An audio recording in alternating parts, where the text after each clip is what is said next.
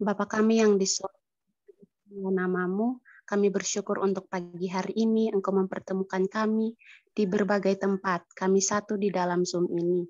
Saat ini kami akan memulai proses belajar mengajar kami. Tuhan memberkati kami, melindungi kami, serta memimpin jalannya proses belajar mengajar kami. Terima kasih Tuhan, ini doa serta permohonan kami. Ampuni dosa serta pelanggaran kami hanya di dalam nama Tuhan Yesus Kristus. Sudah kami datang dan berdoa kepada Bapa di sorga. Amin. Amin. Silakan Ibu. Amin. Ya, selamat pagi semuanya ya. Bersyukur pagi ini kita ketemu lagi. Kita akan nyambung tentang doa syafaat. Waktu itu kita sudah definisinya kita udah baca ya. Definisi doa syafaat. Naikin yang itu. Bentar. Ya. Nah, itu ya. Definisinya sudah, sekarang peran ya. Tadi definisinya kita baca dulu definisinya sekali lagi. Doa syafaat yaitu doa yang dinaikkan untuk kepentingan orang lain. Nah, bukan untuk diri sendiri ya. Sekali lagi kalau doa untuk diri sendiri namanya doa pribadi. Nah, doa syafaat juga adalah tanggapan cinta kasih atas dorongan Roh Kudus untuk suatu kebutuhan yang penting. Misalnya daerah yang kena bencana dan seterusnya itu ya doa syafaat. Oke, sekarang seterusnya Rik, bawahnya. Nah kita harus tahu ya kita perannya apa nih pendoa syafaat tuh? Perannya apa? Nah pendoa syafaat tuh biasanya adanya di ruang-ruang doa ya, enggak muncul, tapi dia punya peran yang penting seperti itu. Yang pertama itu namanya intercessor ya, intercessor tuh. Ini sebenarnya bukan pertama, pokoknya dia intercessor ya, maksudnya dia tuh pertamanya itu perantara antara Tuhan dengan orang lain. Nah, kita udah baca kemarin juga di Yesaya 59, 16-17. Ya, 59 saya bacakan. Kalau Yeskiel 22 ayat 30 itu aku mencari di tengah-tengah mereka seorang yang hendak mendirikan tembok atau mempertahankan negeri itu di hadapanku. Supaya jangan aku musnahkan, tetapi aku tidak menemukannya. Itu Yeskiel 22 ayat 30. Sementara Yesaya 59 ayat 16-17, ia melihat bahwa tak seorang pun yang tampil dan ia tertegun karena tidak ada yang membela. Maka tangannya sendiri memberi dia pertolongan dan keadilannya lah yang membantu dia. Jadi maksudnya kita itu berdiri antara Tuhan, antara Allah dengan daerah itu atau orang itu, berdoa untuk orang itu atau untuk daerah itu.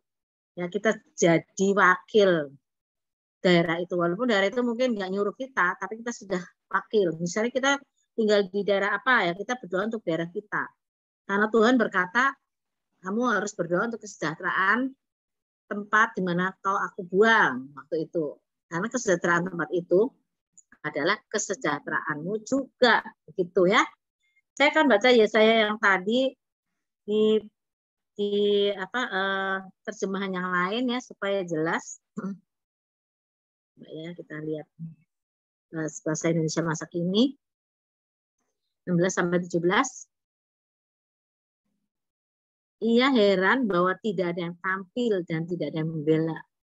Maka ia memakai kuasanya sendiri untuk menyelamatkan dan memberi mereka kemenangan. Dia heran kok nggak ada yang tampil, nggak ada yang bela.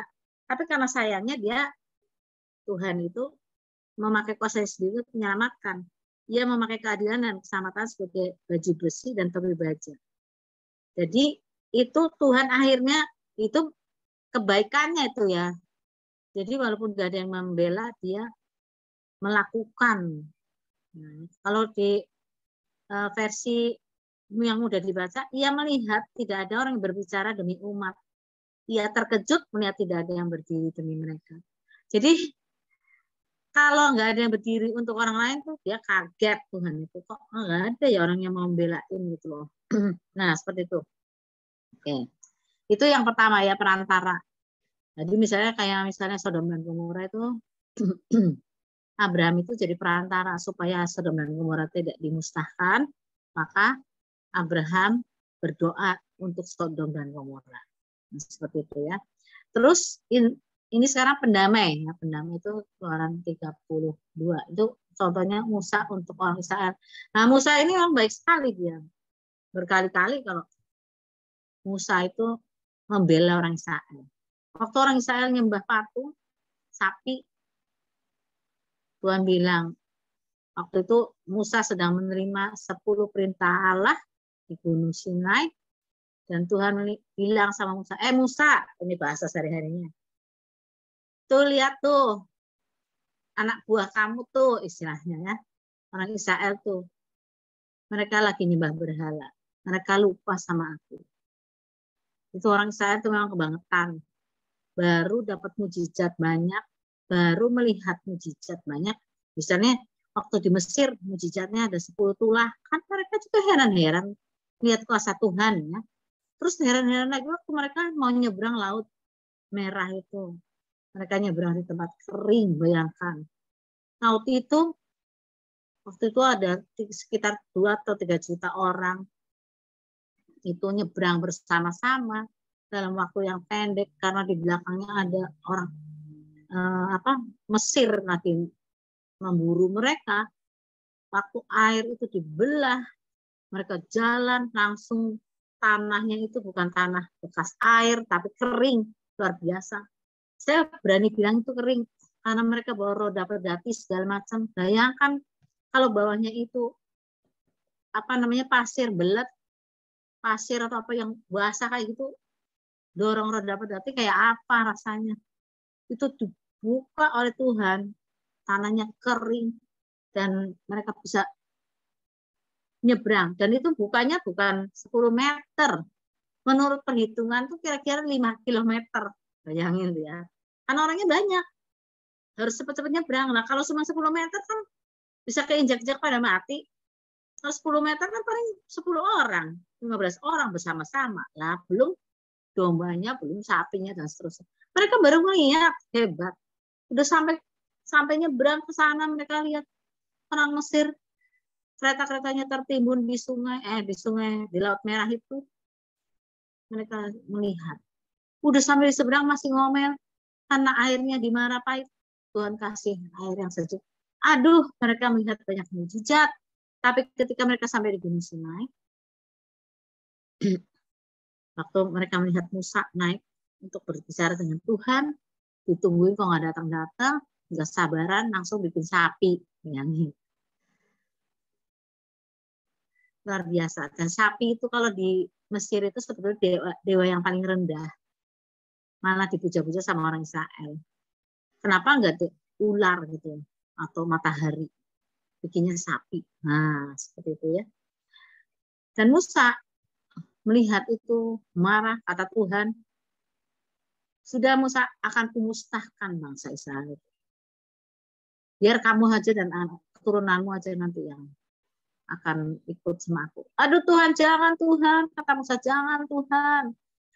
Apa kata orang-orang nanti? Masa Tuhan mimpin dari Mesir masuk ke padang gurun, katanya mau dibawa ke Kanaan, malah dimatiin semua di padang gurun. Nanti kan nggak baik namamu Tuhan. Jangan Tuhan, ampunilah mereka. Biar aku saja yang mati. Wah, Musa itu luar biasa.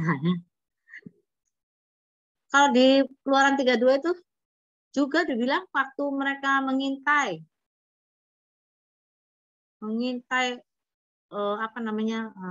mau masuk ke Yeriko, 12 pengintai datang, sudah mengintai 40 hari.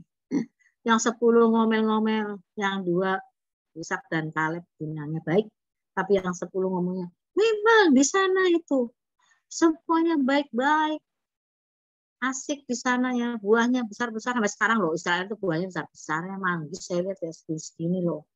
Ini manggis, kita manggisnya cuma segini ya, udah besar-besar, jeruk, besar, tomat juga segini. Wah, memang anggurnya juga besar-besar, sampai sekarang anggur besar-besar.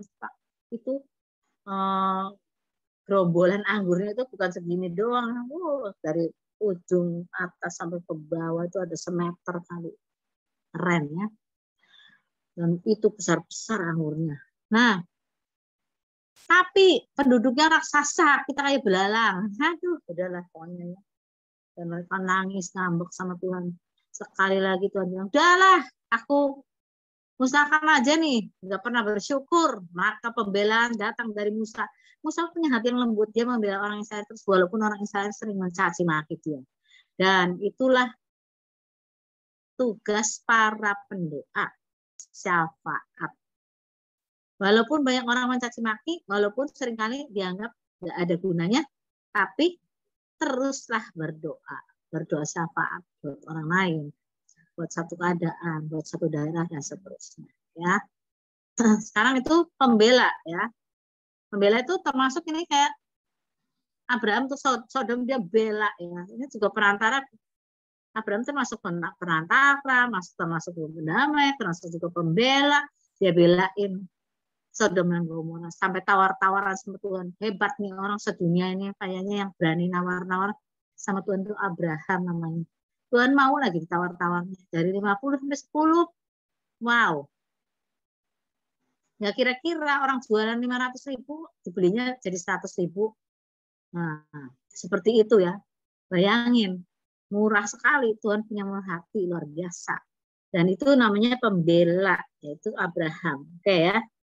Jadi orang yang berdoa syafaat itu datang pada Tuhan dengan mengangkat seluruh persoalan, seluruh dosa, seluruh apa. Misalnya kalau untuk daerah berarti dosa daerah itu diangkat ke pundaknya seperti itu. Nah, orang kita berdoa untuk orang itu berarti kita seluruh persoalan orang itu kita angkat di pundak kita, para pendoa syafaat. Ya, itu gunanya para pendoa syafaat, perannya di situ. Kalau mereka berdoa, kalau para pendoa syafaat itu bukan sekedar ngomong gitu aja. Kadang-kadang mereka sering sampai nangis, sampai pokoknya mereka berpuasa bisa sampai menangis untuk daerah itu atau untuk orang itu. Karena ada orang itu ada di hatinya, gitu ya. Oke, terus bawahnya Ri. Nah, itu ya. Yesus adalah pendoa syafaat yang utama. Yesus sekarang dia juga berdoa syafaat untuk kita. Itu ya. Coba ya. Yang pertama, Yesus menjadi pendamai antara manusia dengan Allah. Yohanes 14 ayat 6. Akulah jalan, kebenaran, dan hidup. Tidak seorang pun sampai kepada Bapa kalau tidak melalui aku. Dia jalan antara kita dengan Bapa. Dia sudah menyediakan jalan. Dia jadi pendamai kamu kalau mau nyampe ke Bapa di surga lewatnya aku. Itu dia pendoa syafaat sekali. Dia menyediakan dirinya sebagai jalan. Ya. Sebagai jalan untuk menuju ke surga. Dia beritahu pada manusia di dunia ini, jalannya mau ke surga ya lewat aku. Gitu. Anehnya memang banyak orang tidak mau, itu lucu banget. Kalau yang gratis malah nggak mau, ya aneh. Dikiranya barang KW kali ya, kalau gratis. Mungkin kayak gitu. Gitu ya. Jadi kita tahu sekali bahwa gratisnya dari Tuhan itu yang terbaik gitu ya. Harusnya kita terima itu dengan sukacita ya. Untung gratis, kalau suruh beli berapa itu? Darah Yesus tuh. Darah Tuhan bayangin ya. Nah, Tuhan Yesus juga selalu mendoakan kita. Coba kita lihat ya, di Yohanes 17 ayat 9 sampai 24. Ini dia sekilas ini, kalau Yohanes 17 itu doa apa? Doa Yesus untuk murid-muridnya ya. Kalau menyebut Yohanes 17, oh udah pasti tuh doa. Yesus berdoa untuk muridnya. Gitu. Jadi kita nih sebagai pembawa Injil, sebagai pendeta, sebagai guru, kita juga harus berdoa untuk murid-murid kita, untuk jemaat yang kita pimpin, itu kita harus doakan mereka. Ya. Tuhan Yesus juga selalu mendoakan kita ya. Nah, misalnya di ayat 9 disebutnya apa? Aku berdoa untuk mereka, bukan untuk dunia aku berdoa, tetapi untuk mereka yang telah Engkau berikan padaku, sebab mereka adalah milikmu. Aku berdoa untuk mereka. Berdoanya untuk siapa? Ya itu untuk murid-muridnya.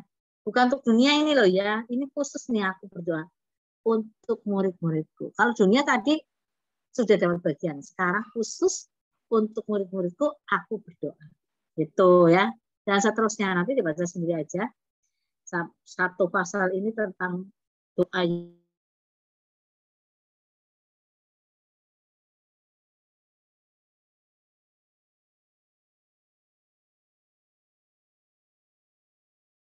gereja masih terkotak-kotak, masih berantem satu dengan yang lain. Sayang banget ya. Saya pernah disuruh khotbah di salah satu denominasi gereja lain ya. Langsung itu sinodenya. Bukan sinodenya. Pokoknya daerah, kepala daerahnya atau pendeta yang lain sama sinodenya itu marah-marah sama si ibu gembalanya. Gak boleh katanya. Ngundang pendeta lain dari lain sinode. Nah, itu ajaib ya. Di surga ada nggak sinode-sinode gitu kaplingnya masing-masing? Kaplingnya GBI sendiri, kaplingnya GKP sendiri, HKBP sendiri. Orang Batak jangan kumpul sama orang Cina. Jadi orang Cina pakai di GKY, gerejanya tempat Ahok dulu. Gereja Kristus Yesus yang kayak di Pluit, bahasanya beda-beda. Nggak ada di surga itu kapling-kapling seperti itu. Kenapa juga kita juga repot dengan sinode. Sinode itu menurut saya itu hanya supaya teratur aja. Selain itu kita semua adalah tubuh Kristus. Kenapa mesti ada perseteruan? Emangnya kalau sinode yang lain tuh ngomongnya nggak benar gitu? Atau gimana? Gitu loh. Saya pernah itu. Jadi ibu gembalanya dimarah-marahin. Karena dia undang saya suruh khotbah di gereja yang dia pimpin. Sayang sekali yang gitu-gitu kok diurusin ya. Makanya saya senang ada di jaringan doa. Saya suka ikut doa sama mereka, jaringan doa ya, jaringan doa Jawa Barat yang saya sekarang ini sedang ngesum sering dengan mereka itu. Misalnya mereka punya waktu doa, ya setiap hari ada, teman saya ikutnya hari Rabu sama Kamis saja ya, karena saya harus bagi-bagi waktu. Di jaringan doa tuh nggak ada yang nanyain kalau itu Ibu Rebecca dari mana Bu? Misalnya saya dari KKD Pak. Oh ini Ibu Yana dari mana? Dari GBI. Bapak ini dari mana? Nggak ada. Tanyain semana-mana aja supaya bisa nyebut nama. Nggak pusing mau dia dari PKI, mau dia dari HKBP, mau dari gereja apapun terserah. Kumpul semuanya berdoa bersama-sama. Itu yang bikin saya senang. Nggak pernah pusing dengan denominasi. Ya nggak pernah ditanyain. Kalau disuruh doa juga, mari kita berdoa. Dipimpin oleh misalnya Pak Yohanes dari GBI. Silahkan Pak. Nggak ada ngomong pakai GBI apa segala macam, nggak ada. Ayo Pak Yohanes silahkan pimpin doa. Nah gitu. Kami kenalnya gitu aja. Pak Sadikun, Pak ini, Pak Yoel, Pak An. Nggak tahu kerjanya apa saya juga. Nggak pusing. Nah, Tuhan pengen kita untuk menjadi satu seperti dia dengan Bapa satu adanya. Doa Yesus itu sampai sekarang belum terkabul. Dan Yesus masih terus berdoa sampai sekarang. Jadi kalau kita berdoa dan belum terkabul, jangan berhenti. Itu peran pendoa syafaat. Jangan berhenti. Terus berdoa. Jangan bosan berdoa. Itu ya maksudnya ya. Makanya di 1 Tesalonika 5 ayat 17 bilangnya, tetaplah berdoa. Kalaupun belum dikabulkan, ya berdoa aja terus. Tuhan Yesus saja doanya belum terkabul. Gitu. Karena manusianya susah diatur. Kita juga nggak boleh bilang gini, oh itu salahnya Bapak, kenapa nggak mengabulkan? Oh enggak dong. Enggak begitu. Kita berdoa. Yesus berdoa untuk murid-muridnya. Supaya mereka menjadi satu. Murid-muridnya itu harus berusaha supaya menjadi satu. Seperti aku dan Bapak menjadi satu adanya. Aku dan Bapak. Ya, makanya aku gak senang lagu itu tuh. Lagu apa ya namanya? Mulai. Jadikan kami satu. Nah, itu. Di kerinduan. Itu. Terus gimana? Buntutnya Agar tuh yang gitu lah, Bu. Iya kan, yang buntutnya tuh yang bilang mulailah dari kami dulu gitu kan? Di kami Gimana sih? dulu gitu. Nah, jadikan kami mulai dari kami dulu, jadikan kami satu. Loh kok berarti lagu itu kalau kita nggak jadi satu, nyalain Tuhan. Benar nggak? Ini loh Tuhan, kalau mau supaya orang lain bersatu Tuhan, Tuhan dong bikin kami jadi satu dulu. Itu lagu itu saya nggak senang tuh lagu itu. Kata-katanya kurang pas menurut aku sih. Mulainya dari kami dulu jadikan kami satu. Lah salahnya siapa kalau kita nggak jadi satu? Salah kita sendiri yang nggak mau mengusahakan persatuan. Kita semua ego sih. Saya juga kadang-kadang ego lah. Kamu nggak mau terus dihubungi ya sudah lah. Yang nggak ego itu Tuhan memang. Kita manusia masih sering begitu. Ya, tapi kita berdoa supaya kita mau ya mengusahakan persatuan. Ya seperti ini kalau di BISOM ini gurunya dari mana-mana aja kan, bukan cuma dari GPI doang. Nah itu kan bagus kan. Coba kalau BISOMnya gurunya harus GPI, terus gimana? Susah kan? Kan orang kan punya apa ya keterampilan masing-masing dan punya hati masing-masing. Lihat tuh gurunya harus GPI. Nah, nanti kalau apa-apa harus GPI. Ya susah lah kalau semua begitu. Kita semua tubuh Kristus. Kita ingat. Mungkin GPI itu cuma tangan doang. Kakinya ada lain lagi. Matanya ada lain lagi. Mungkin seperti itu bisa juga. Nah, jadi itu peran kita ya. Kita harus juga jadi penerima syafaat. Nah, ini memang ada orang-orang yang khusus senangnya memang berdoa. Bahasanya juga beda sih para pendoa itu. Daripada yang kita-kita yang enggak khusus pendoa ya. Saya sih nggak pernah menyebut diri saya pendoa. Enggak. Tapi bisa berdoa. Yang penting bisa berdoa. Ngerti kan maksudnya ya? Kalau nggak bisa berdoa yang ngaco kan. Masa orang Kristen nggak bisa berdoa. Berdoa itu kan bercakap-cakap dengan Allah. Ngobrol sama Tuhan. Nafas hidup kita. Bayangin. Masa nggak bisa sih? Begini itu mungkin menurut saya sih bukan nggak bisa. Tidak mau. Repot ya. Sekarang kita terus cari. Coba bawahnya.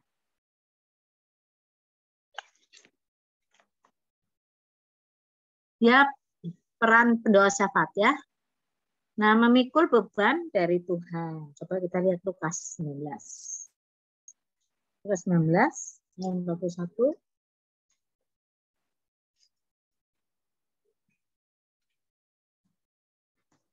Bilangnya,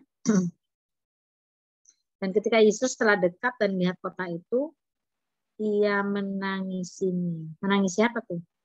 Yerusalem. Ya, memikul beban dari Tuhan. Kenapa? Karena Yesus sudah tahu. Kalau dilihat katanya, coba saya bacanya dari BMK ya, supaya lebih enak. Bahasanya lebih enak di ngerti. Lukas, Tuhan Yesus yang menangis ya, Lukas 19 ayat 1.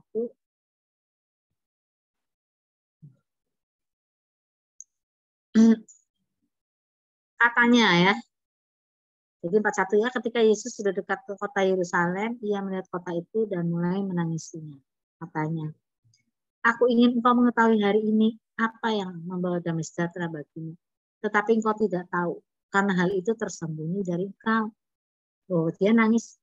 Aku ini tahu kamu akan diapain Yerusalem, tapi engkau nggak tahu karena memang belum dibukakan, tersembunyi dari kamu. Kamu bukan dibukakan, tersembunyi kamu nggak mau ngerti itu. Akan datang waktunya ketika musuh-musuhmu akan datang menghadang, membuat kubu di sekitarmu, mereka akan mengepungmu dari semua jurusan. Nah ini terjadi nih tahun 70 waktu Roma mengalahkan Yerusalem, dihancurkan tahun 70 ya. Mereka akan membinasakanmu beserta semua penghunimu. Musuh akan meratakanmu sampai ke tanah dan tidak ada lagi batu bertindih sampai sekarang. Semua hal itu terjadi karena kau tidak tahu kapan waktunya Allah menyelamatkan engkau. Karena mereka tidak menghormati Allah, tidak menghormati Tuhan, jadi mereka nggak tahu. Mereka mengerti kitab tapi tidak melakukan. Nah itu. Jadi Yesus menangis Yerusalem, dia tahu Yerusalem akan dimusnahkan. Sampai sekarang Yerusalem belum bangkit. Bait suci yang ada di Yerusalem sampai sekarang sejak tahun 70, berarti ini sekarang udah 1952 tahun. Belum ada bait suci lagi situ. Ya, terakhir itu tahun 70 diratakan oleh Roma, tidak ada batu yang tertumpuk, enggak ada. Di Israel sekarang ada yang namanya tembok ratapan. itu dianggap sebagai satu-satunya sisa tembok Bait Suci. Jadi orang Yahudi itu kalau nangis, berdoa segala macam di tembok ratapan itu. Di sebelah sananya itu ada masjid. Ya. Jadi ada ya, di atas tempatnya Bait Suci dulu, sekarang ada masjid. Jadi di tembok ratapan itu mereka nangis, berdoanya di situ, bikin perayaan di situ, bayangin. Ya, Yesus sudah tahu, makanya Yesus nangis buat Yerusalem. Dia merasa berat sekali. Ada Yerusalem kok nggak mau dengar. Yerusalem itu kota suci, pilihan Tuhan, ibaratnya Daud yang mendirikan ya. Dan waktu Salomo membuat Bait Suci di situ, kata Tuhan, aku akan tinggal di situ dan namaku akan ada di situ. Tapi ternyata diratakan oleh musuh dan Yesus tahu sebentar lagi. Kalau Yesus waktu itu mati tahun 32, 31, 32, maka 40 tahun kemudian, belum sampai 40 tahun kemudian, setelah Yesus mati itu, Yerusalem dikepung musuh, di bumi hanguskan, diratakan, penghuninya dikocar-kacir, semua orang Israel dilempar kemana-mana sampai waktu merdeka berkumpul tahun 1948. Itu orang Israel ya. Sekarang banyak orang Israel keturunan mana-mana datang ke Israel ya. Saya kemarin baca ada orang Cina keturunan Israel, lucu juga ya. Cipit-cipit ternyata orang Israel. Nah itu ya datang. Ini saya orang Israel loh, balik ke Israel. Keren juga ya. Mungkin ada yang dari suku Dayak, barangkali ada juga ya keturunan orang Yahudi gitu ya. Orang Cina itu kan Cina itu pintar sekali tuh gara-gara dulu dia nolongin orang Yahudi dari kejaran Nazi itu Jerman tuh. Maka mereka menampung orang Yahudi dan orang Yahudi itu memang pintar-pintar. Nah, itu namanya hebatnya Tuhan ya. Dia itu terbukti bahwa apa yang dia berkati dari zaman dulu perjanjian dengan Abraham yang sampai sekarang masih terbukti dan mereka menuangkan apa yang mereka dapat ilmu mereka kepada orang Cina. Nah sekarang Cina jadi raksasa di dunia ya, keren. Kalau dulu kita nyebut Cina, oh ingetan, sepeda Cina berarti sepeda KW, motor Cina, motor KW, ya kan? Sanyo Cina berarti KW juga, bukan saya. Sekarang siapa yang berani menghina Cina? Hebat, mobilnya wuling, HP. Waktu saya ke Cina tahun 2018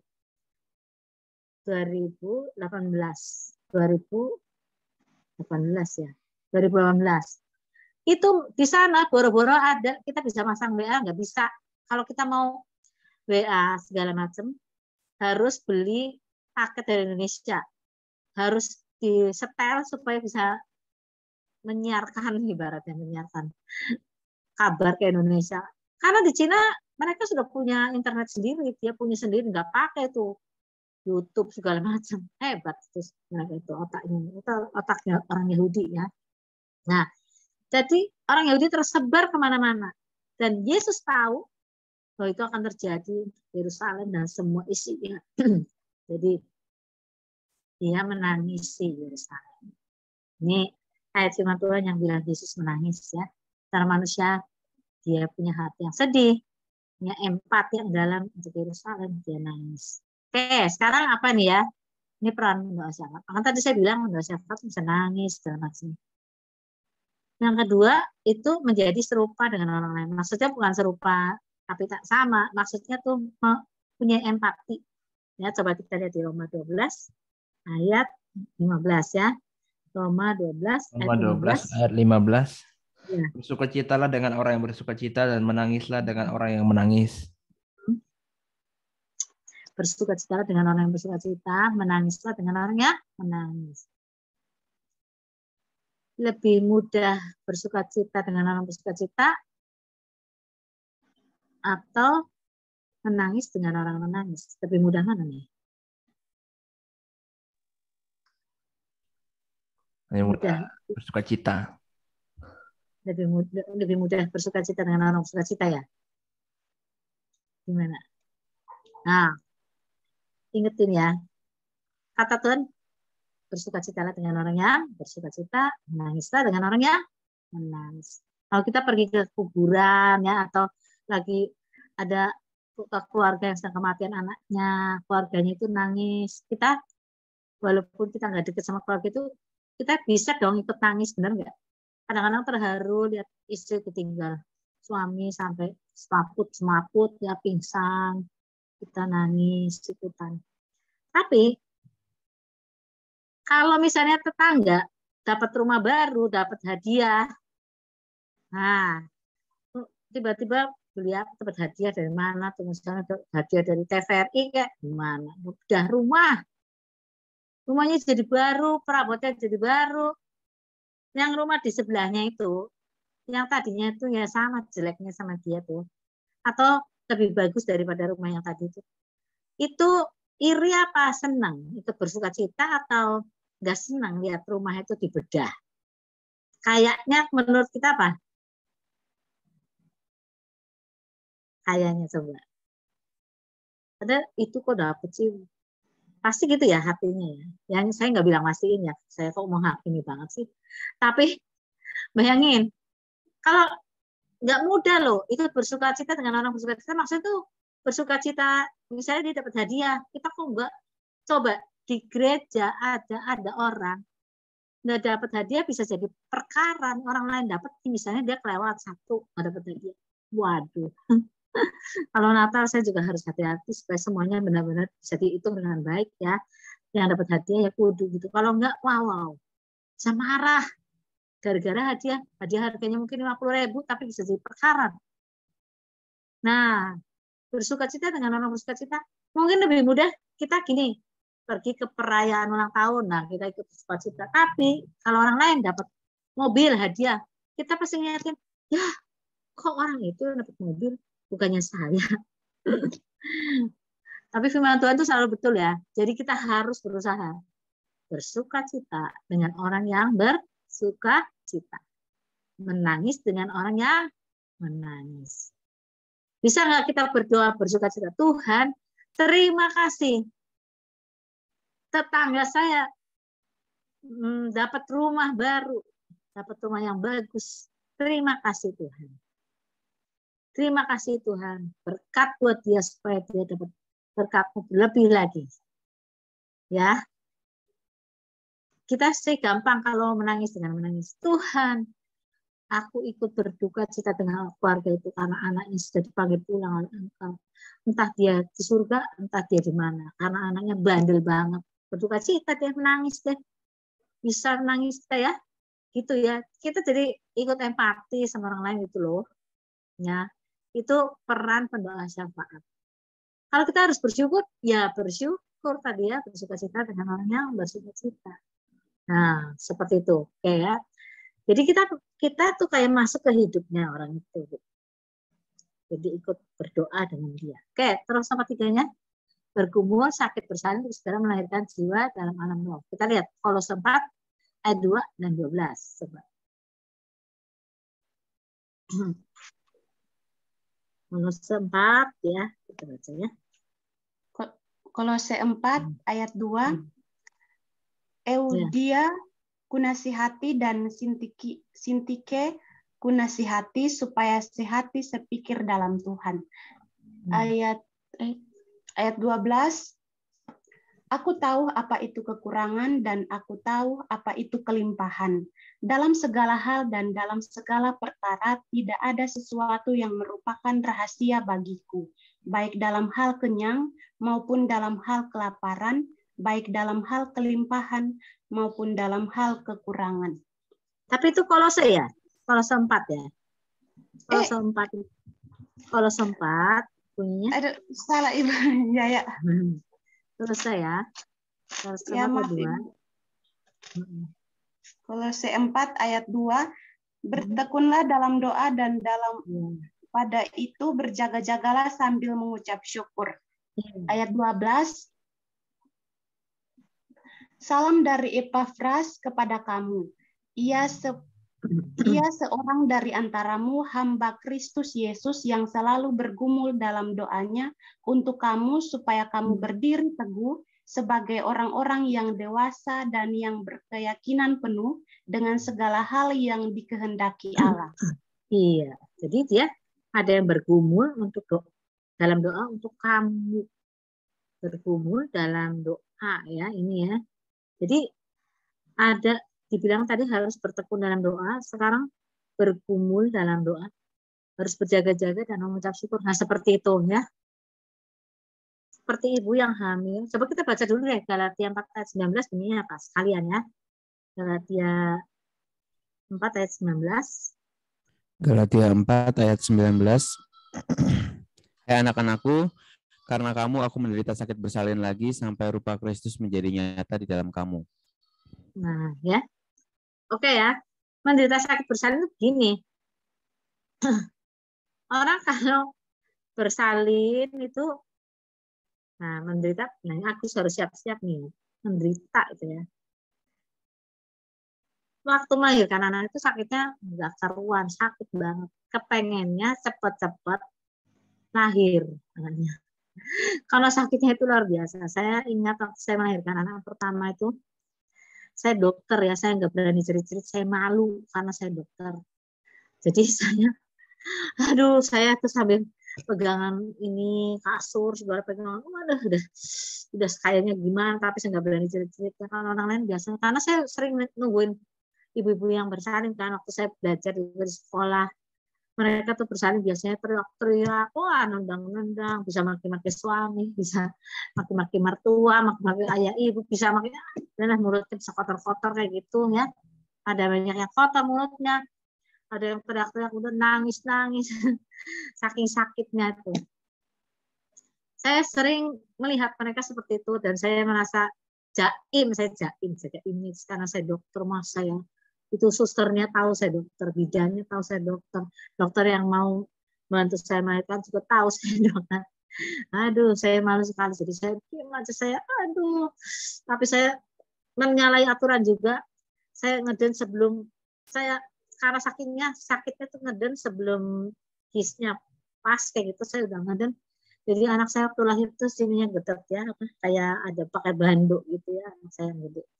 Aduh saya berdoa sekali, Tuhan, saya bilang Tuhan, saya udahlah Tuhan, saya tahu sakitnya orang melahirkan ini, saya hanya minta sama Tuhan, saya minta jangan diperlama Tuhan, karena orang melahirkan itu waktunya bisa ada yang cepat, ada yang apalagi anak pertama itu bisa 2 hari, aduh sakitnya. Saya bilang Tuhan, saya minta jangan sampai 2 hari begitu, saya minta yang pas saja seperti teori deh, nggak usah dikorting, nggak apa-apa Tuhan, asal seperti teori bilang 14 jam sejak sakit bersalin yang pertama itu lahir anaknya. Saya minta Tuhan tolong aku, udahlah pokoknya jangan ditambahin, sakitnya ini luar biasa. Maka Tuhan itu mengabulkan permintaan saya persis 14 jam. Sejak pertama sakit, anak saya lahir. Luar biasa. Dan itu sakitnya, aduh, nggak bisa diceritakan. Nah, bergumul seperti sakit bersalin itu, sakitnya nggak bisa diceritakan. Jadi, aduh, bergumulnya luar biasa. Jungkir balik kayak dengan air mata, dengan apa semuanya. Kepengen supaya orang tuh dewasa dalam roh. Kepengen anak-anak didik kita itu mereka bertambah di dalam Tuhan, jadi dewasa. Para guru, sebetulnya ya para guru yang benar, para pendeta, para pelayan Tuhan yang benar, kalau mendidik orang lain, mendidik jemaat atau mendidik murid, kepengennya murid itu atau jemaat itu bertumbuh di jalan Tuhan, jiwanya bertumbuh, mempunyai buah roh, pengennya hidupnya berubah dari yang jahat jadi baik. Ya, dari perkataan yang tidak baik jadi baik. Dari pikirannya selalu negatif sekarang jadi positif. Perkataannya yang dulunya negatif sekarang jadi positif juga. Hatinya selalu bersukacita, pengennya, tapi nggak selalu berhasil. Makanya kalau kita lagi berdoa sangat untuk orang itu atau untuk jemaat atau untuk kota, ini gimana nih kota kalau ada pertobatan sama sekali, orang itu makin jahat-jahat, waduh kita bergumul dan kayak orang sakit bersalin lah, pokoknya sakit banget lah. Kita sampai kalau bisa, Tuhan mengerang ya. Mengerang banget nih. Ibu-ibu kalau bersalin itu sakit banget ya, banyak yang ketahan. Kalau zaman sekarang, udahlah disesar aja. Disesar, habis disesar lu sakitnya lebih banyak daripada waktu melahirkan biasa. Sesar itu buat lukanya aja 40 hari belum sembuh, 2 bulan juga belum sembuh, wah mending lahiran biasa gitu ya. Memang lahiran biasa waktu melahirkan itu sakit yang luar biasa. Nah, jadi bertekun tuh artinya tadi kan, kayak Tuhan Yesus juga bertekun untuk kita juga harus bertekun untuk orang lain supaya mereka jiwanya tertolong. Nah, saya punya banyak PR yang saya doakan sampai sekarang belum menerima Yesus, belum ada jalan, ada banyak seperti itu. Ada juga yang sudah terkabul, puji Tuhan, ada yang belum juga. Berdoa terus, tekun, bergumul, Tuhan gimana caranya, Tuhan pakai segala cara dan keadaan supaya dia bertobat. Nah itu namanya berdoa ya. Oke ya, terusnya nih.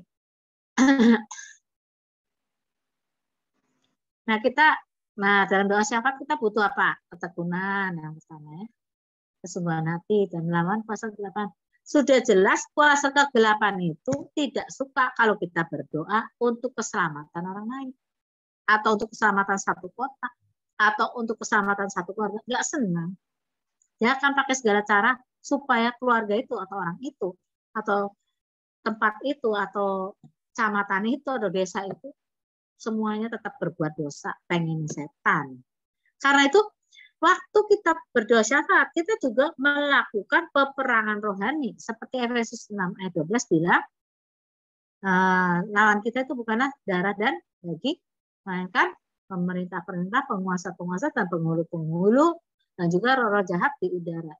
Itu setan semua yang kita hadapi waktu kita berdoa syafaat untuk orang lain. Sebab setan prinsipnya pengen semua orang binasa kayak dia. Gitu loh.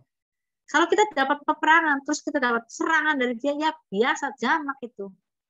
Jamak gitu ya. Dibilang di sini melakukan peperangan rohani mengikat orang-orang kuat. Kata Tuhan di Matius 12 ayat 29. Baik, Matius 12 ayat 29. Yesus yang ngomong ya.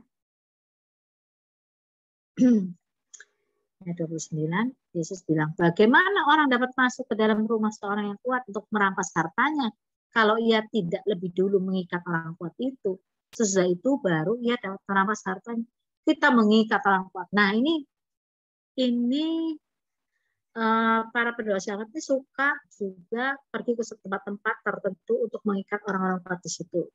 Misalnya ini ada yang kalau untuk doa ya, doa yang berkuasa para pendoa ini yang melakukan biasanya ya. Jadi misalnya kita udah tahu nih, kayak waktu itu saya ke Bogor misalnya ya, Bogor itu dulu dibilangnya dulu itu kerajaannya, ibu kota kerajaan Prabu Siliwangi itu ada di situ. Dan di Bogor itu dulu kerajaannya dia di situ. Prabu Siliwangi itu punya istri yang orang Muslim dari Cirebon. Dan punya anak namanya Raden Siantang atau siapa ya, Raden Siantang gitu. Dia Muslim. Dia pengen ayahnya itu yang Hindu jadi Islam, tapi ayahnya enggak mau, Prabu Siliwangi itu. Dan dia menghilang di daerah itu di satu gunung Salak namanya. Terus sekarang dibangun pura Hindu besar sekali, dan itu ada ruang-ruangannya itu dibikin kayak bait suci. Hebat nggak? Ada pelataran, ada ruang kudus, ada ruang maha kudus. Yang ruang maha kudus nggak boleh orang luar masuk, biar agama Hindu juga. Karena tempat di situ katanya Prabu Siliwangi menghilangnya di situ tempatnya Prabu Siliwangi. Nah, kalau kita sudah tahu Jawa Barat, misalnya kita lihat orang Jawa Barat, penguasanya namanya Prabu Siliwangi. Kita lihat tempat itu gimana nih? Ada persoalan apa ini? Ada antara Muslim dan Hindu yang berperang di sini. Jadi ada sakit hati antara Hindu dengan Muslim. Orang-orang Hindu sakit hati dengan orang yang Muslim. Orang Muslim ingin menghapus jejak langkahnya orang Hindu di situ. Karena setelah itu kerajaan itu hanguskan oleh orang Muslim ya. Dengan tentara dari orang Kudus dan dari Cirebon dan seterusnya. Maka dibuatlah karena kita sudah tahu sejarahnya seperti itu, kita sudah tahu orang kuat-kuatnya siapa, diikatlah orang-orang kuat itu. Orang-orang kuat itu bukan orang kayak Simpson, orang beneran ya. Maksudnya orang-orang kuat itu adalah penguasa di situ, setannya di situ. Kita ikat supaya dia tidak bekerja lebih garang lagi. Itu Kenapa Injil susah masuk ke situ? Karena masih ada sakit hati. Kita ikat roh sakit hati. Kami ikat roh sakit hati. Kami mohon ampun untuk, jadi kami ini orang Bogornya yang ada di situ waktu itu ya, mewakili orang-orang yang Hindu, mewakili orang-orang Muslim. Yang mewakili orang Muslim bilang minta maaf pada orang Hindu. Kemudian orang Hindu menerima, yang mewakili orang Hindu menerima maafnya. Kemudian bermaaf-maafan. Kemudian dibilang tidak ada perseteruan lagi. Di dalam nama Yesus Kristus diambil patok-patoknya yang membuat daerah ini selalu berantem antara Hindu dan Muslim. Dalam nama Yesus Kristus kami mengikat setiap roh jahat yang membuat pertengkaran di sini, yang membuat tidak damai di sini, yang membuat Injil tidak bisa diberitakan dalam nama Yesus. Nah, seperti itu. Itu peperangan. Nanti senang nggak? Itu si orang-orang kuat itu diusir-usir, diikat-ikat. Ya nggak senang. Makanya setiap pendoa syafaat pasti ada sesuatu. Dia harus selalu siap. Kami sih biasanya ya para pendoa itu nggak ngusir-ngusir dulu, tapi ada saja itu ya. Karena kita tuh manusia, ada saja serangan terhadap mungkin kita, mungkin keluarga, mungkin apa ya, kita harus siap. Ada harga yang harus dibayar waktu kita mendoakan orang lain. Ada harga yang harus kita bayar waktu kita mendoakan satu daerah. Ada harga yang harus kita bayar ketika kita mendoakan keluarga, satu keluarga dan seterusnya. Ya tapi nggak apa-apa. Belum sampai mati kayak Yesus Kristus. Kita Tuhan aja ya. Kita mengikut teladan Dia. Pokoknya semua orang harus selamat. Itu pengennya kita. Oke. Terus apa lagi? Habis itu apa? Nah, sekarang syaratnya ya. Ada nggak syaratnya pendoa syafaat? Ada. Yang pertama ya tunduk pada Allah. Kalau nggak tunduk, kita nggak bisa ngusir iblis. Kata firman Tuhan, tunduklah kepada Allah dan lawanlah iblis. Kalau sudah tunduk, baru bisa melawan iblis. Gimana kita mau melawan iblis kalau kita nggak tunduk sama Tuhan? Nggak mungkin. Kita tunduk pada Tuhan, kita ada dalam pimpinan Dia, kita tentara Tuhan, baru kita bisa melawan iblis. Sebab Tuhan ada di depan kita. Tuhan itu jenderal perang kita. Ya, jenderal perang zaman sekarang tuh jenderal kemana ada di ruangan ngatur. Kalau jenderal zaman dulu, kalau kita lihat orang-orang perang tuh di zaman dulu yang zamannya Tuhan Yesus seperti ini ya, Roma itu jenderalnya di depan loh, bukan di belakang. Raja-rajanya di depan dia. Wow, di depan anak buahnya ngikut ya, perang jedet seperti itu. Nah, kita tunduk pada Allah tuh berarti kita ada dalam pimpinan Dia. Dia di depan, kita di belakangnya. Jadi kalau mengusir iblis segala macam, pasti Dia yang di depan. Ya iblis kalah sama Tuhan. Kalau sama kita ya kita nggak punya kuasa apa-apa. Kuasa yang ada dari yang kita dapat itu dari Tuhan. Makanya kita harus tunduk kepada Tuhan. Baru kita bisa melawan iblis. Itu ya syarat pendoa syafaat. Tunduk pada Tuhan. Oke. Terus mendekat pada Allah. Nah, itu sudah jelas saya mendekat pada Allah itu jelas. Kita harus nempel sama Dia ya. Kita nempel sama Tuhan, mendekat terus, peka akan suaranya. Jangan sampai dibilang suruh ke kiri, kitanya ke kanan. Saya selalu kagum sama Daud. Daud itu kalau mau apa-apa tanya dulu sama Tuhan. Dan Tuhan itu sama Daud tuh ajaib ya. Kalau kita baca di kitab Samuel itu, nanti Daud tanya Tuhan, ini enaknya gimana Tuhan? Gini, yang ini nanti kayak gini. Ini gimana Tuhan? Dia mau ngelawan saya nggak Tuhan? Saul nanti akan Saul lah gitu ya. Saul mau itu 1 Samuel. Saul itu mau menyerang saya enggak? Kota ini akan menyerahkan saya ke Saul enggak? Akan menyerahkan. Maka Daud pergi sama anak-anaknya. Setelah dia jadi raja, dia masih berdoa sama Tuhan. Dia minta, mau perang Tuhan. Ini ada bangsa ini gimana Tuhan? Kayak gini kata Tuhan. Dikasih siasat sama Tuhan. Nanti kamu keliling lewat hutan anu. Terus kamu lewat dari sini nyerang yang sebelah belakang. Bla bla bla bla. Keren. Saya kagum lihat Daud itu kok bisa ya dia dapat petunjuk sebegitu teliti dari Tuhan. Peka sekali dia akan Tuhan. Karena dia hatinya ada pada Tuhan. Dia orang yang berkenan pada Tuhan. Hatinya ada pada Tuhan. Luar biasa. Ya, kemudian tahir tangan yang nomor 3. Kudus. Lah kalau kita nggak kudus gimana? Misalnya kita ya jadi pendoa syafaat, tapi kita orangnya selingkuhan. Kalau lihat saya cantik matanya meler ke sana ya. Lihat orang ganteng matanya motot juga ke sana. Kita selingkuh, pikiran kita jorok.